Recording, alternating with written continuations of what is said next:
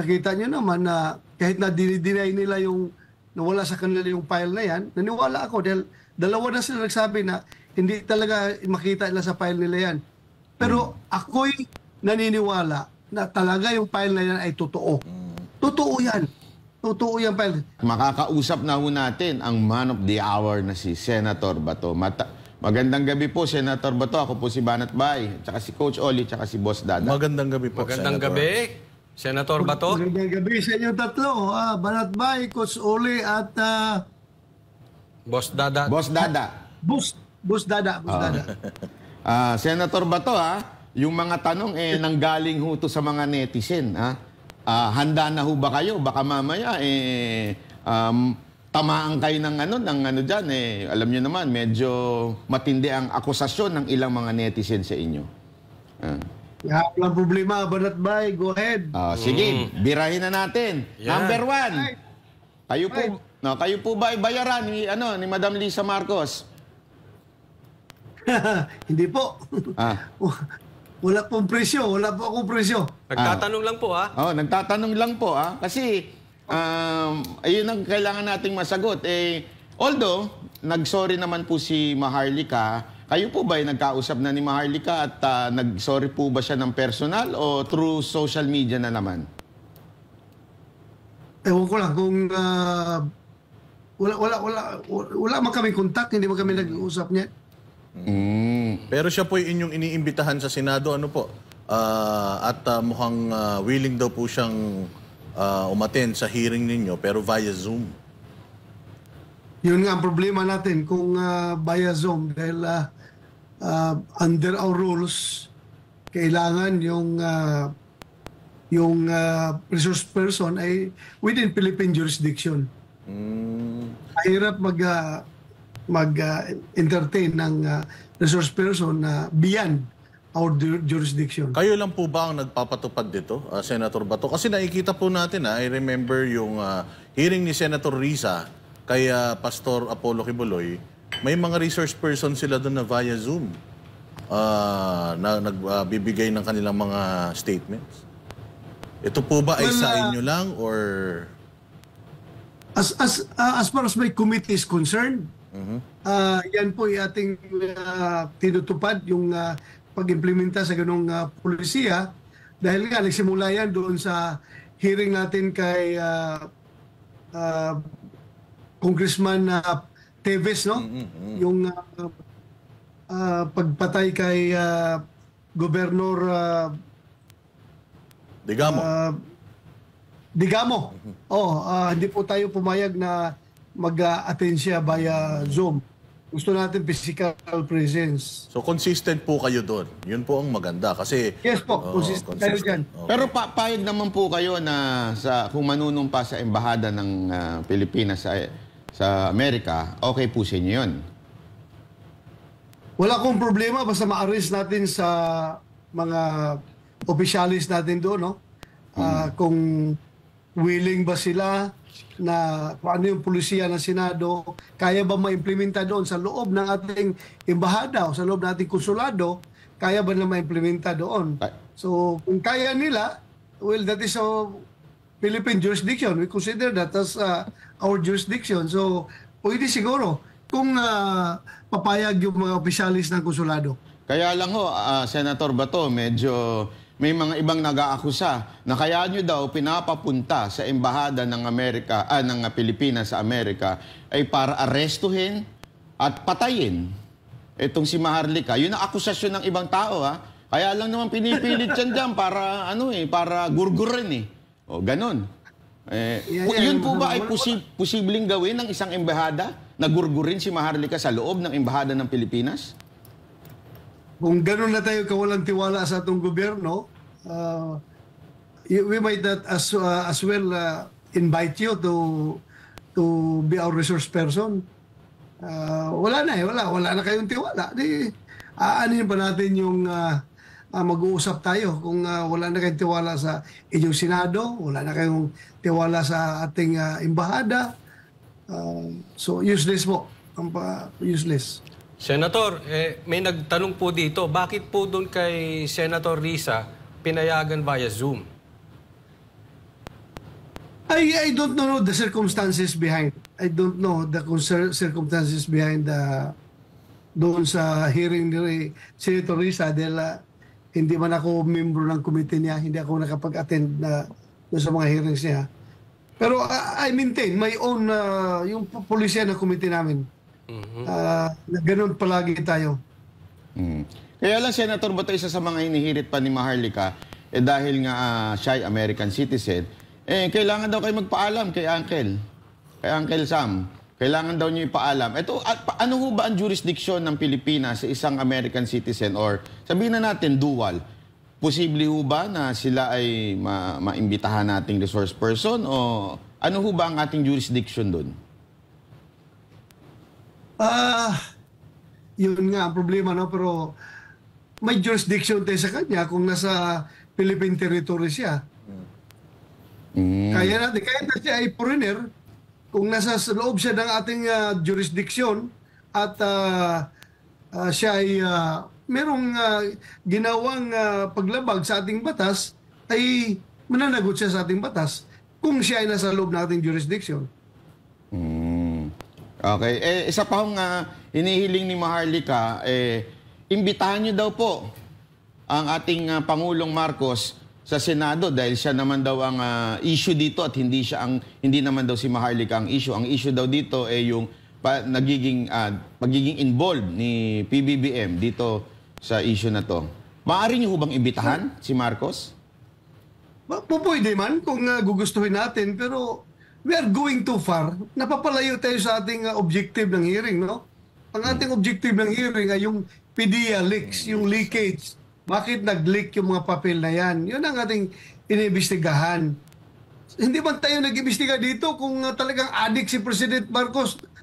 Noong araw, gumagamit ba siya ng sabo? Hindi man yan ang ating iniimbestigahan.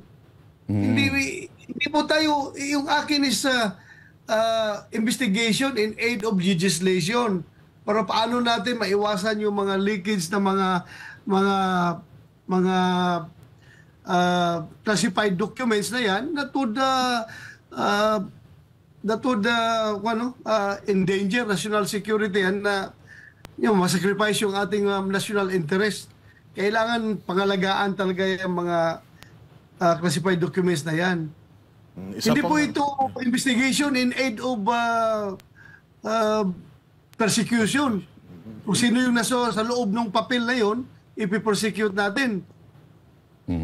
Isa pa pong in relation po dyan sa PDEA leaks, according to Maharlika, dapat daw po hindi lang siya ang ipatawag dyan. Gawa ng si PRRD naman daw ang unang nag-leak niyan. Sumunod lang naman daw siya. So dapat pati daw si PRD mapatawag. Ano pong masasabi Wala namang leak, wala namang papel na pinakita si PRRD. Wala siya pinakita. Ang papel na subject ngayon sa ating investigation ay yung kanyang pinapakalat sa social media. Yun naman ang inimbestiga natin. Malinaw. Actually galit na galit yung mga audience ngayon para sa kaalaman ninyo. Nagagalit po sila, sinasabi nilang, hindi, dapat idiin si Marcos. Dapat siya ang issue dito. Dapat patunayan na addict daw ang presidente. Yun ho ba ang goal ng inyong Senate hearing? O ano ho ba talaga bakit ho kayo nagsi-Senate hearing? Para nga yung ma-address itong issue ng leakage. Yung leakage ng mga confidential classified documents. Yun ang purpose po natin dito. Senator, maraming nagtatanong kasi, parehas na kampo, may mga nagagalit sa inyo, may natutuwa, pero tinatanong kung hindi po ako nagkakamali, Vice Chairman po si Senator Bongo, Senator Jinggoy, at si Senator Tolentino. Sila po ba ay sa susunod, sa May 7 ay makaka-attend? At marami rin po nagsasabi, follow-up question na rin, na posible daw, harangan yung May 7 na yan. Matutuloy po kaya yan? May pag-asa bang hindi matuloy yan? Senator? Wala. Yung aming sa Senado, yung aming sit-up dyan is malaki masyado ang respeto ng liderato ng Senado sa chairman ng komite. Lahat ng decision making dyan ay ipinapaubaya ng liderato ng Senado sa chairman ng komite. So, mukhang malabo mangyari yun na harangin yung May 7 na hearing na gaganapin natin. At yung hindi naka-attend nung last hearing ay siguro may mga hearing din na ginaganap kaya hindi sila nakasama doon sa hearing natin. So, I hope na sa May 7, kung hindi sila busy, makaka-attend na sila sa ating hearing. Kasi po yun ang inaasahan ng taong bayan dahil actually po, kayo po ang pinakamainit na senador ngayon at itong inyong hinahawakan ay pinakamainit din na topic. Kaya sana daw, maka-attend naman sila this time, no? Kasi para mapag-usapan tong mabuti. At maraming salamat naman at tuloy na tuloy. Ano pong... Sige, Senator. There's no stopping us. There's no stopping us. Whether merong impluensya na magagaling outside of the Senate, well, the Senate as an institution will prove to the whole world that we are an independent and a co-equal body with the Malacanang and the judiciary. Meron po kaming sariling institution po kami. Hindi po kami pwedeng diktahan na nino man. Yung pong sinasabi rin patungkol dito ng mga netizens na yung inyo daw manner ng pag-iimbestiga, sabi nila ay dahil po kayo ay natatakot dahil baka buksan yung patungkol sa ICC. May katotohanan po ba yun? Well, matagal naman yung issue sa ICC, no? At very clear naman na sinabi ni Pangulong Marcos na hindi siya mag-cooperate, hindi siya papayag na makialam ang ICC dito sa atin. So, bakit pa ako matatakot? Sinabi naman ng Pangulo yan. Not only siguro kung magbagong isip na Pangulo na sabihin niya, pumasok kayo dito, hulihin niyo si Bato, hulihin niyo si former President Duterte, well, that's another story. Pero kahit pa man, mayroong ganong sitwasyon, no? Parang mayroong may mga ganon na sitwasyon, hindi ko pa rin pwedeng iwasan itong aking trabaho sa Senado bilang chairman ng Senate Committee on Public Order and Dangerous Drugs na mag-imbestiga sa mga issues patungkol sa droga. Hindi ko po ito maiiwasan. Pero as I have said, I am doing this as objective as I can. Hindi po ako magpapadikta, hindi ko magpapa-influence kahit sino man. Yan. Konektado po dito yung ating itatanong dyan. Kasi yes. Trending ngayon sa social media yung sinasabi nila na si Senator Bato daw ay lumambot na. Oo, unang-una, yung pong itong sa biggest drug haul, ano po, yung kay yung unang-una nating tinalakay sa Senate inquiry na talagang excited yung mga Pilipino na marinig kung ano yung mga sasabihin ng otoridad tungkol diyan, biglang nag-executive session. Tapos itong PDEA leaks naman, nabitin sila dahil maikli daw ang ni-spend yun na time para talakayin ito. Although, nireschedule naman po natin, pero siguro nasanay po yata sila na pagka kayong nagkakaroon ng inquiry, umaabot talaga yan ng 8 oras, 10 oras. So ano pong masasabi nyo, Senator Bato, doon sa si Senator Bato ay hindi na daw bato, marshmallow na. Yan ang sinasabi nila ngayon. I respect their opinion kung yan ang tingin nila sa atin ngayon na lumambot na. Basta ako, I maintain na kung merong dapat imbestigahan ay imbestigahan po natin. Hindi po tayo nagpapadala sa... Ang hirap kasi, let's be frank about it. Some of these people who are criticizing us, they are all out for blood. They're asking for blood.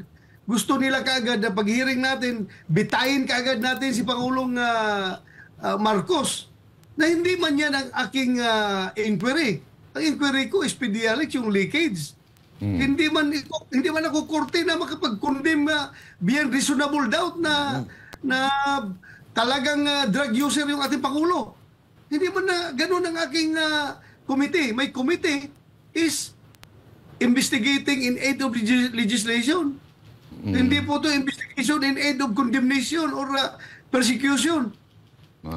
Senator, kung In the course of my investigation, meron tayong ma-uncover na mga katotohanan dyan na kung ano-ano man, then so be it. Hindi ko po isusuppress yan. Kung may lalabas na kung ano-anong katotohanan dyan. Pero kung sabihin natin na doon ako mag-focus sa drug using ng ating Pangulo na suspected noong 10 years ago ng isang operasyon na hindi nga na-approve, hindi nga natuloy, then para tayong mag-witch hunting nito. Para tayong mag-fishing expedition nito. Yun ang gusto nilang gawin ko. Mag-fishing expedition para idiin natin yung ating Pangulo. Hindi naman siguro. Hindi, Senator Bato, naisip ata nung iba na hindi ho kayo senador. Judge daw kayo. Baka ganun ang naisip nila. Baka yun ang naisip nila. Anyway ho, isang tanong dito totoo ba, sabi nitong isang netizen na, totoo ba na pinakiusapan kayo ni Senator Jinggoy at Senator Zubiri before isagawa ito, Senator, itong hearing na to? Pinakiusapan daw kayo. Is that Hindi true? po. Hindi ako pinakiusapan. Wala po nakiusap sa akin na ihinto yung hearing. Na hindi ituloy ang hearing. Wala akong nakiusap sa inyo? Wala po. Anong gagawin nyo? Kasi may nagtanong din dito, yung PDEA list na yan, napatunayan yung totoo yung dokumento. So anong gagawin ninyo na totoo pala na pinaghihinalaan ang ating presidente na parte siya ng listahan sa PDEA? Anong gagawin ninyo after that? Ilagay natin yan sa ating committee report. As I have said, itong ating ginagawang investigation is in aid of legislation. Ilagay natin yan sa committee report, then i-deliver natin sa plenary yung ating committee report. Hindi man ako judge na papalo kagad ng Hindi nyo pa daw pwedeng ikulong? Guilty. President Marcos, guilty. Hindi man ako ganun. Hindi man ako husgado na magsabing guilty siya. So, Senator, nabanggit nyo po yung in aid of legislation. Tama po? Yes, ayan ang trabaho ng Senado. In aid of legislation, lahat ng ginagawang inquiry. Oo. Pero marami nagsasabi kasi, hindi kaya ang pwedeng magawang batas patungkol dyan sa inyong ginagawang pagdinig ay yung drug test sa mga susunod na tatakbo. Kasi usaping droga po ito Alam nyo, pagka mayroong drug test, walang duda sa droga, hindi na kailangan ng mga ganito. Diba? Ay na nakikita nila na nababubuo nyo ang batas, yun nga, magkaroon ng mandatory drug test. Posible po ba ito? We will do that. Matagal naman natin yung gusto yan. Kasi, alam mo, advocate tayo ng anti-illegal drug, advocate tayo ever since kung pupunti sana, kung hindi maki-question ang constitutionality ng panukalang batas na yan, din maganda sana. Linawin po natin, Senator Bato, yung patungkol dyan sa papel ng PIDEA. Ano po? So, ang gusto nyo pong patunayan, whether dito po sa PIDEA ay nagkaroon ng lapses at nagli-leak yung kanilang mga yung intel o yung kanilang mga sekreto nagli-leak. So doon sa papel na yon, nakalagay po kasi doon na iimbestigahan ang dalawang certain na personality. Nandiyan po si Maricel Soriano at saka si dating senador at ngayon presidente Bongbong Marcos. Pakilinaw po natin sa mga tao na yun po bang pagkakaantala nung supposedly pag-iimbestiga sa kanila, nasa jurisdiction po ba ng Senado na imbestigahan yung mga tao na nagpigil nito? Kasi technically, hindi po natuloy yung investigasyon So hindi po natin alam whether totoo na nagda-drugs nga itong dalawang nandirito sa papel na ito. So pasok po ba yun sa inyong jurisdiction? Yes, everything that pertains to drugs, because my committee is a Committee on Public Order and Dangerous Drugs. Lalong-lalo na yan kung there was an attempt to stop the operation or to conduct the operation, hindi natuloy dahil pinigilan ng isang opisyal ng gobyerno, then the public has to know the true picture, the true circumstances during that time. Kaya nga pinapatawag natin si dating Executive Secretary Paquito Ochoa para malaman natin kung totoo yun na siya ang nag-order kay late Director Gadapan, yung former Deputy Director General for Operations ng PNP, na huwag na ituloy yung operation against Maricel Soriano and Senator Bongbong Marcos at that time.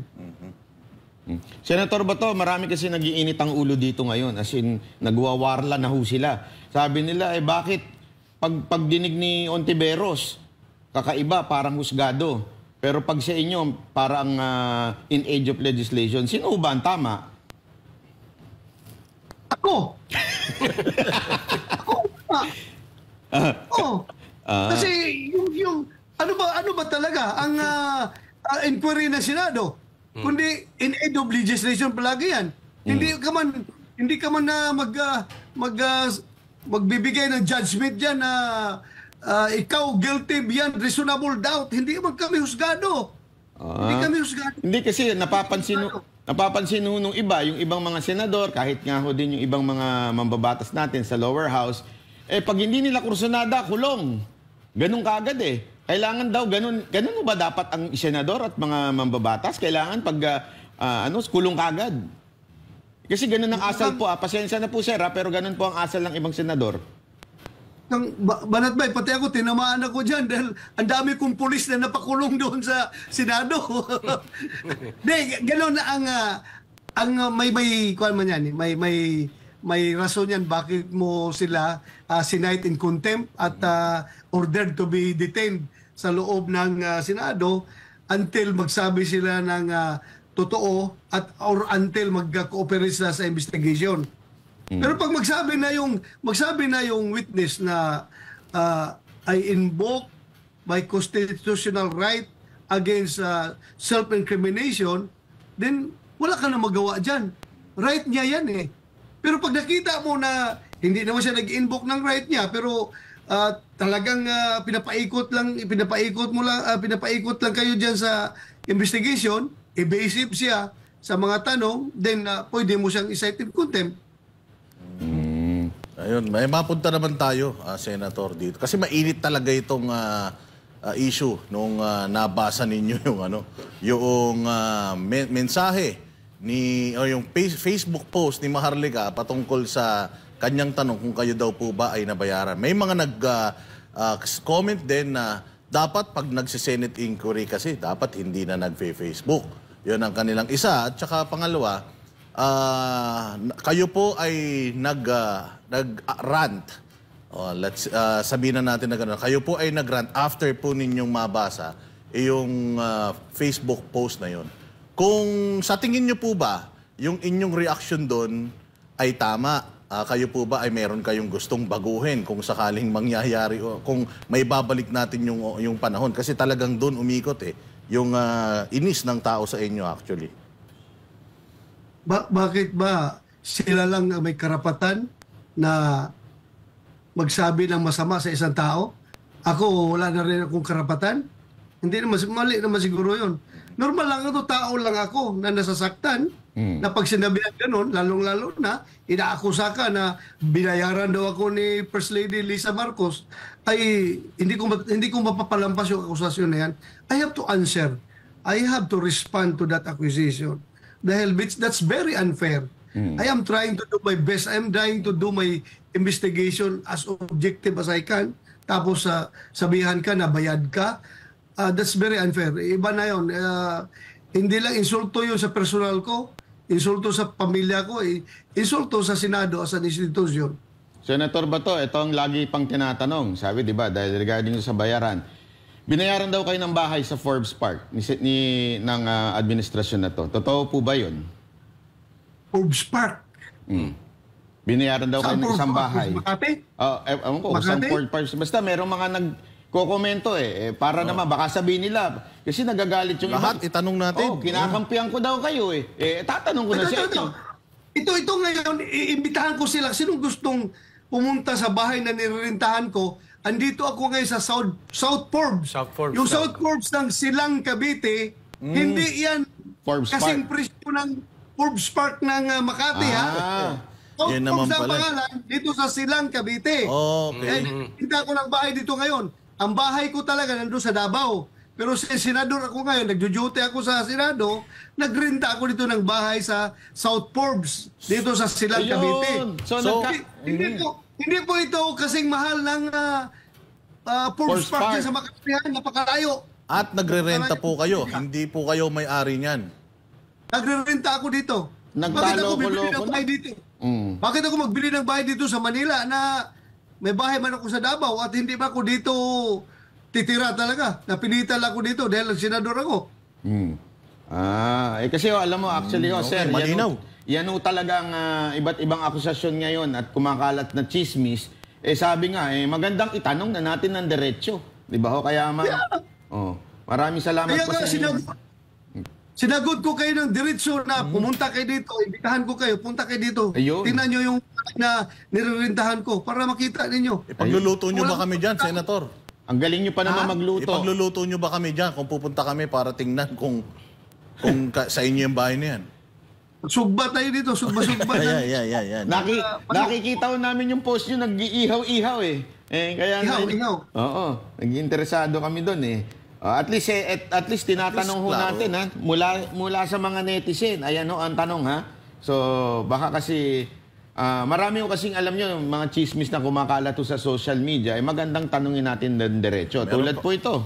Tanong mo yan. Sabi ni June Carayag. Mm. Ayan, Senator Bato, tatanungin nyo ba ulit yung 8 tumestigo against Jojo Morales na wala naman pala sila sa PIDEA office on March 10, 2012? Mark Sepp. Oo, tama. Yeah. Nandoon sila, babalik sila sa hearing, Okay. tatanungin ko ulit dahil hindi ko masyado na scrutinize yung kanilang affidavit. This time around, talagang isa-isahin ko yung sinasabi nilang sinumpaang salaysay para makita natin. Kasi in gist lang yun in general, na sinasabi nila na hindi daw totoo nangyari yung sinabi ni Morales, hindi daw totoo nangyari yun sa loob ng vicinity ng PIDEA. Yun pala, tinanong ko, nandoon ba kayo nung araw na yun? Ito sa Saturday. Wala daw sila dahil Sabado daw. So paano kayo nakapag-deny na wala pala kayo doon? So anong implication yan? So pagbalik natin, titingnan ko talaga yung buong line by line ng kanilang affidavit na in-execute para makita natin ang katotohanan. Senator Bato, isa pang nirereklamo ng taong bayan. Bakit daw kasi magkasama yung same issue, yung PIDEA list at saka yung drug haul na ito? Hindi ba pwedeng paghiwalayin para mas mahimay niyo po pa? Sinabay ko kasi nga pareho silang hot topic hot topic at saka itong matagal kasi hindi ko nakapag-hearing dahil bakasyon ng Senado. So nung nag-open ang Senado, isinabay ko yung dalawa as part of oversight function ng committee ko over the PNP and the PIDEA. So sinabay ko na lang. Pero kung hindi pa kayo satisfied doon sa isa, titingnan natin. Kung pwede ko man ipatawag uli yun sila. Wala mang problema. Okay.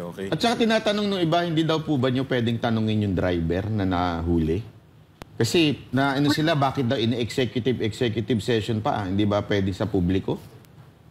Pwede naman sana, pero nakiusap kasi ang PNP na may ongoing silang follow-up operation at para naman hindi ma-jeopardize yung kanilang masunog yung kanilang ongoing follow-up operation, hindi ko na munang hinarap doon sa... Actually, nakita nyo, pinasok ko doon, pero nakiusap sila na executive session na lang kausapin yung driver. So, pinagbigyan ko sila. Alam mo, dati rin akong pulis alam ko yung hirap na mag-conduct ng operation tapos mabubulabog ka lang dahil lumabas sa media yung mga informasyon. Kaya naintindihan ko sila, kaya ako pinagbigyan. Hindi po sa pinagtatakpan natin yung driver. Kilala naman yung pangalan ng driver. Nakasuhan naman, nandun na, nakapayat ang kaso. At ngayon ay kasalukuyan nakakulong. So, yun po. Pag medyo kung natapos na yung follow-up operation nila, din pwede man nating iharap yun kung papayagan tayo ng judge na yung sinong judge na hawak ng kaso na yon, kung sila ay na-issue na ng warrant yung suspect na yan. Senator Pwede Bato natin kasi Senado. Yes, Senator Bato kasi talagang gigil na gigil at sabik na sabik yung mga tao dyan talaga sa issue na yan. Kaya nung nagkaroon ng executive session, doon talaga sila umalma. Kasi paano daw nila malalaman kung ano magiging outcome niyan. Kayo po ba, sa inyong committee, pagka kayo po ba ay nag-come up with a resolution, i-broadcast po ba yan sa tao? Kung ano itong mga nangyari dito? Sa executive session? Opo, yung pong halimbawa, opo, sige po. Yung executive session kasi, under our rules sa Senate, you are not allowed to divulge anything that is being taken up during the executive session. At kung ito i-divulge mo to the media or in any forum, ay mananagot ka. Pwede kang makasuhan sa Ethics Committee up to the point na pwede ka ma-expel from the Senate. Yan po kasi ang hindi naiintindihan ng mga tao, Senator. Yung feeling talaga nila na since in-executive mo yan, baka magkalutuan dyan. Gawa ng napakalakas ng mga involved na mga tao. Well, trust me, hindi po pwedeng maluto kung ako ang mag-imbestiga. Wala po lutuan ito. Hindi po pwede talaga maluto. At anyway, since hindi natin pwedeng ilabas sa executive session yung mga details ng pinag-usapan namin sa executive session, hintayin na lang natin kung matapos itong follow-up operation nila. Pagbigyan muna natin sila tapusin yung kanilang trabaho. Senator, ipapatawag niyo po ba si Maricel Soriano? Yes, at nag-reply na siya sa aming invitation at nag-confirm siya na she will attend in the next hearing. Senator, nadinig ko po, 2 beses nyo sinabi, kung tama po ako ng aking pagkakaalala, naniniwala po kayo doon sa dokumento. At kung naniniwala po kayo doon sa dokumento, ibig sabihin, naniniwala kayo na talagang re-raidin si BBM at si Maricel at kung sino-sino pa nung panahon ng 2012. Tama po ba? Totoo yung papel at yung the reason why hindi natuloy, hindi na approve yung pre-ops na yan, ay malalaman natin ngayon kung may imbitahan natin si former Executive Secretary Paquito Ochoa kung anong rason, bakit niya, kung totoo ba na siya ang humadlang sa pagkandak ng operation na yan. Malalaman natin. Basta ako tanungin mo, as to the authenticity nung papel na yan, ay 100% convinced ako na totoo yung papel na yan. Kasi may For the following reasons. Number 1, yung gumawa ng papel mismo na si Jonathan Morales ay kinonfirm niya na siya talaga gumawa at pirma niya yan, yung nakapirma dyan. Pangalawa, yung mga nakasaad dyan na mga identified na mga sasakyan na gagamitin sa casing and surveillance operations na mga sasakyan ay inamin ng PDEA na ito yung mga organic na vehicles nila at yung isa pa nga ay personal na sasakyan ng team leader nila na si anong pangalan na itong team leader nila? Yung team leader ni Morales, sasakyan nila yan. So, kumpirmado. At pangatlo, yun ang mahirap na i-debunk. Yung nakita ko doon talaga sa papel na merong butas, may butas na tama ng puncher na pinasok ito sa folder na may passenger. Yung mga lumang pamaraan para magawa ng magpa-file ng mga dokumento, yung butasan ng puncher, ay nandoon ang marking sa pag-photocopy ng papel. So meaning, this is an old document. Klaro ito, natotoo itong dokumento. Ang question lang ngayon, kung sino ang may hawak ng papel na yan, and that will be determined in the next hearing. May nilalabas po kasi yung... Hininay ng PDEA na wala sa file nila yan, wala sa formis nila, yung mga physical file nila, wala doon, hindi makita yan. At talagang hindi mo talaga makita kung ito'y dinukot, ito'y ninakaw, at pinakalat sa social media. Wala talaga yan doon. Kaya lang, Senator, ito kasi ang sagot ng iba tungkol sa PDEA na yan. Natural, i-deny nila yan kasi boss nila ang damay Tanungin ko kayo, Senator, kunwari kayo ang PNP chief ng panahon ni Pangulong Duterte at nakita nyo nasa listahan si Pangulong Duterte, aaminin nyo po ba o hindi? Kung nandyan sa papel, bakit ako magsinungaling? Maintindihan rin naman siguro ni President Duterte na trabaho lang naman ito ng tao ko. Na hindi siya dapat magsinungaling kasi andyan yung papel, bakit ko i-deny? At saka, the mere fact na ito'y information pa lamang coming from a confidential informant, does it mean na guilty ka kaagad? Na talagang user ka? Hindi naman siguro ganun ang takbo ng ating judicial system, di ba? Hindi naman siguro. Kung naging suspect ka man lang, hindi pa nga nakandak ang operation, pag nakandak ang operation, baka mag-negative pa. It doesn't mean naman talaga na guilty ka kung nasa information ka. So bakit magali sa akin ang, halimbawa, si Pangulong Duterte yung nandoon, at ako ang chief PNP, ako may hawak ng papel, tapos tinanong ako ng Senate inquiry, well, bakit ko itatago? Andito, wala problema yan, pakita natin yan. Pero ang sabi lang sa akin talaga ng PDEA, they cannot find that document in their files. Alam nga naman rin, mag-insist ako, nandyan yan sa file ninyo, na sila naman nagkalkal ng files nila, na hindi nila makita talaga yan. Senator, pwede po bang... I take their word for that. Senator, pwede po bang dinukot yung file na yun kaya nawala? Tapos, totoo namang umaamin sila na wala kami nakita kasi kinuha nga yung file. Is that possible? Isa pang posibilidad yan. Pwedeng hindi dinukot or sige lang, mahirap ma-preempt yung ating hearing sa next hearing. Saka na. Yes, baka makapag-prepare ng mga sagot yung PDEA dyan at saka yung ibang tatanungin natin. Excited kami, Senator Bato, doon sa part ng investigation na bakit hindi natuloy itong case build-up dito sa mga ano na ito, sa mga nandoon sa papel. Yun yung isang excited kami. And isa sa mga kino-comment ng mga netizen natin,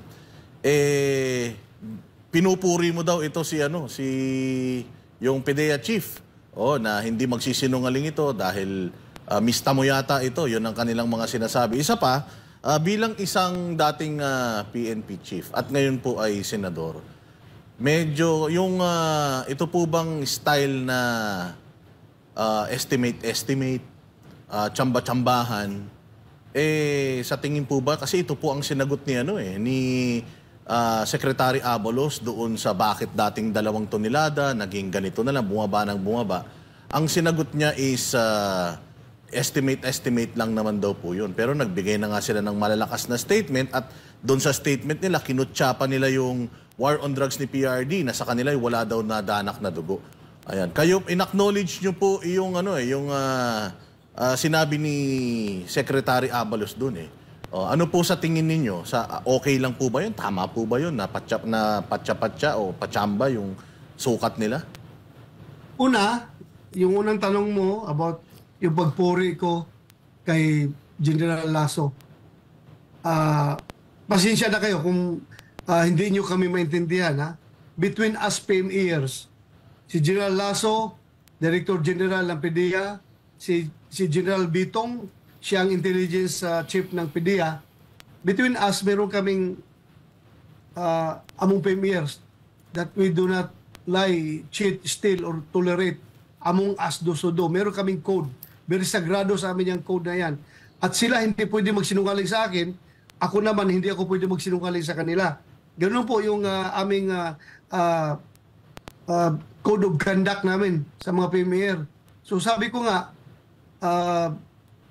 mahirapan ito si General Lasso sinungaling sa akin. Hindi ito magsisinungaling sa akin. At naniwala talaga ako na hindi nila makita yung papel na yan sa kanilang file.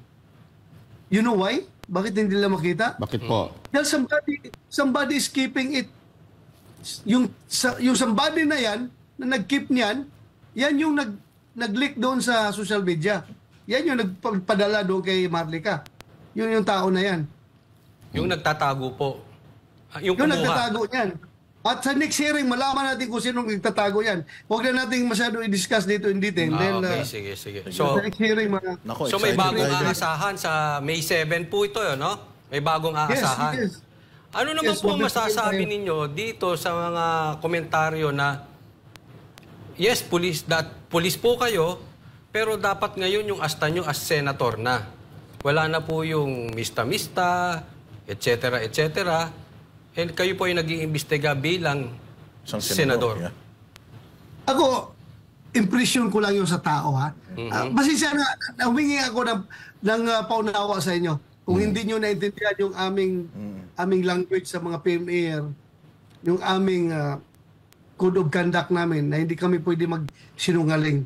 Kaya nagtiwala ako sa kanila na hindi sila magsinungaling sa akin. Dahil ako rin hindi ako sinungaling sa kanila. Pasensya na po kung meron akong ganong klaseng impression. Pero nakita nyo naman na kahit na dinay nila yung nawala sa kanila yung file na yan, naniwala ako dahil dalawa na sila nagsabi na hindi talaga makita nila sa file nila yan. Pero ako'y naniniwala na talaga yung file na yan ay totoo. Totoo yan. Totoo yung file. Sila deny nila, sabi nila AI generated daw. Yun yung sabi nila. Pero ako, alam ko hindi yan AI generated. Totoong papel yan. Okay, Senator Bato, bago tayo magtapos, mensahe niyo po sa mga nambabash at sa mga sumusuporta sa inyo. Ano po ang mensahe niyo po? Well, sa lahat ng mga nagbaba sa akin, pasensya na kayo if I failed your expectation. If you're expecting something different from the outcome of my investigation, pasensya na po. Basta ako, I have to maintain my focus sa anong direksyon na tatahakin ko sa aking investigation. Ako lang po, kasi ako rin mananagot yan as the chairman. Yun lang po ang sa akin. I don't have to satisfy all of you. Nagkakandak ako ng investigasyon to get the truth. Hindi po ako nagkandak ng investigasyon para liligaya kayo, para sasaya kayo. Pasensya na po. Because if I'm going to satisfy everyone, then mawawala yung objectivity ng aking Senate investigation. So, yun lang po masasabi ko siya. Pasensya lang kung hindi ko kayo napasaya. Hindi ko na I failed to measure up to your expectation. Pasensya na po dahil ako may sarili rin akong expectation as the chairman of this committee. How I will deal this matter, please leave it to me. Kung ito'y mag-fail man o mag-succeed, nasa akin na yan. Pwede nyo, you can judge me sa outcome ng investigation na ito. Pero if gusto niyo na i-satisfy ko lahat para masaya ang lahat sa gusto nilang maging outcome, sorry po. At I'm not here to satisfy you. I'm here to get the Okay. Senator, pahabol na tanong po galing sa ating netizen. Bakit hindi daw pumasundan yung hearing kay Raul Manuel regarding sa CPP-NPA recruitment? Oh. Ano po bang update doon, sir? Gagawa pa tayo ng panibagong hearing patungkol dyan dahil may mga parents na nagreklamo sa opisina natin na yung anak nila nandun na naman, na-recruit na naman. Estudyante, nandun na. Tumigas ng ulo, hindi nila makontrol. Nandun na naman at takot sila. Baka lalabas na naman na patay na naman itong kanilang anak. So, baka may follow-up pa tayo na investigasyon patungkol dyan. Okay, maraming salamat po, Senator Bato. At talagang hinarap nyo ng matapang yung mga batikos at tanong namin sa inyo po. Maraming salamat po, Senator Bato.